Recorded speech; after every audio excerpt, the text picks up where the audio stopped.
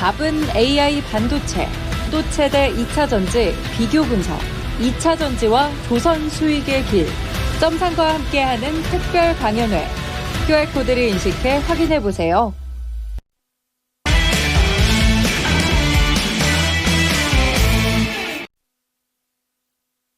자, 이어서 중국 넘어가 보도록 하겠습니다. 나우차이나 유진투자증권의 백은비 연구원입니다. 연구원님, 안녕하세요.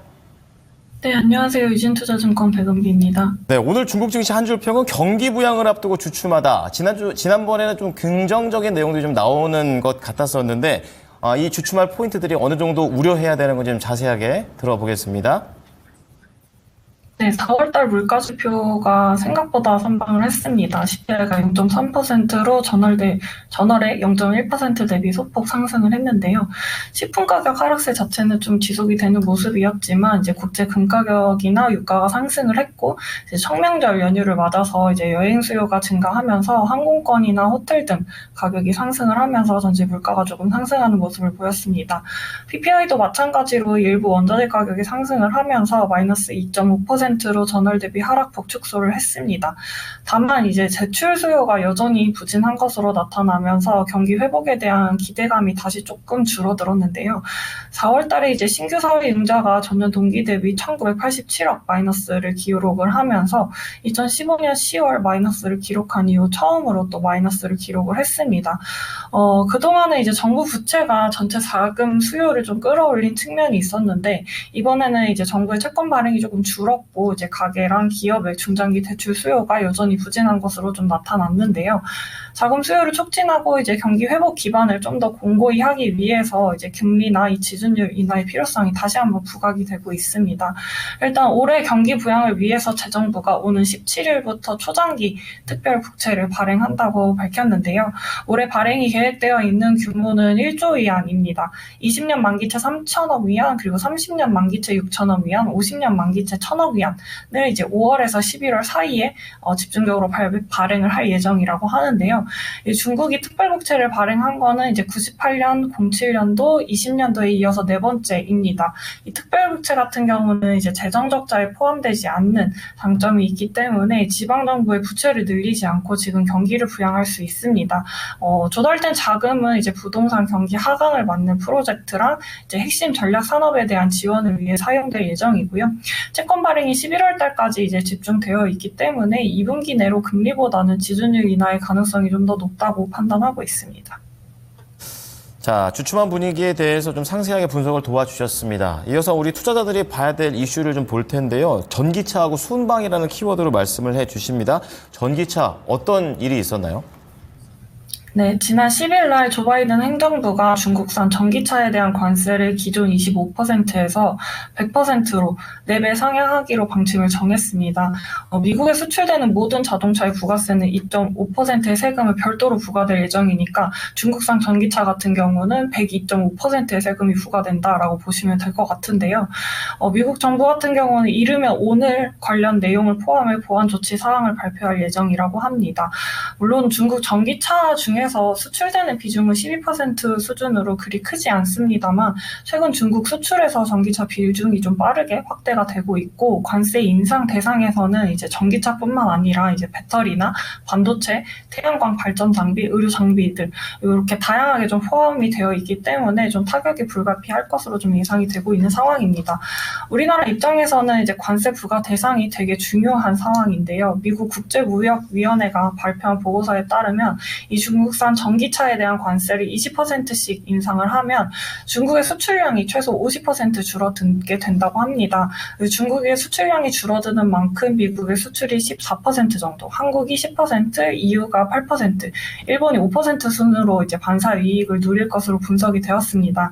반면에 이제 중국 전기차 부품에 대해서 전 세계가 20%씩 관세를 부과하게 된다면 오히려 중국 자동차 업계에 득이 되는 것으로 나타났는데요. 수출 수출이 막힌 이제 중국 전기차 부품이 내수로 이제 전환이 되게 된다면 이제 중국산 부품 가격이 낮아지게 되고 반면에 이제 전보다 비싼 값의 부품을 사야 하는 다른 나라의 자동차 업계는 가격 경쟁력이 떨어질 수 있기 때문입니다. 중국산 부품에 대해서 관세를 부과를 하게 되면 한국에서의 전기차 생산이 4.1%, 일본 같은 경우는 11.4% 감소할 가능성이 있다고 하니 관련 정책에 대해 조금 더 관심 있게 살펴볼 필요가 있을 것 같습니다. 그리고 두 번째 순방 같은 경우는 이제 시진핑 국가주석이 5년 만에 유럽 순방 일정을 마무리를 했습니다. 프랑스랑 세르비아, 헝가리 이렇게 3개 국가를 방문을 했는데요. 최근에 이제 미국이 EU를 끌어들여서 이제 중국에 대한 압박 수위를 높이고 있는 상황에서 이 견제 전선에 좀 균열을 내기 위한 이제 순방이었다라고 보시면 될 것 같습니다. 프랑스나 세르비아, 헝가리 이렇게 3개 국가는 그래도 중국과 비교적 좋은 관계를 유지해온 국가들인데요. 이번에 시진핑 주석도 이 3개 국가와의 그 경제 협력 성과를 좀 과시하는 데 집중을 했습니다. 그러니까 중국을 배제하는 것이 아니라 실이 된다라는 점. 실이 아니라 득이 된다라는 점을 좀 강조하려는 의도로 좀 보여지고 있는 상황이고요. 중국 같은 경우는 프랑스 돼지고기와 와인의 수입을 확대하기로 좀 약속을 했고 곤약에 대해서도 반덤핑 조사를 마무리하기 전까지 세금이나 관세를 부과하지 않을 예정이라고 합니다. 세르비아와는 오는 7월 달부터 FTA를 발효를 해서 중국의 투자가 더욱더 확대될 예정이고요. 헝가리랑은 에너지랑 인프라 등 18개 분야에서 협정을 체결을 하고 이제 협력을 강화할 예정이라고 합니다. 우리나라도 이달 말쯤에 한중일 세계 3국의 이제 정상회의 일정을 좀 조율을 하고 있는데요. 이번 이제 고위급 교류를 통해서 그동안 경색된 한중 관계가 좀 개선된다면 그에 따른 수혜주에 좀 주목할 필요가 있지 않을까라고 보고 있습니다. 네, 우리 투자자 입장에서 봐야 될 건 싹 다 미중 갈등이었습니다. 수출적인 측면에서는 부품 쪽보다는 전기차 쪽에 관세가 붙기를 바라면서 또 관계적인 측면에서도 계속 미중 갈등 속에서 우리가 어떠한 부분들에 집중을 해야 될지 힌트들이 나오는 것 같아요. 자, 그렇다면 이번 주에도 중국에서 중요한 경제 지표 예정되어 있는 걸로 알고 있는데요. 세부적으로 좀 짚어주십시오.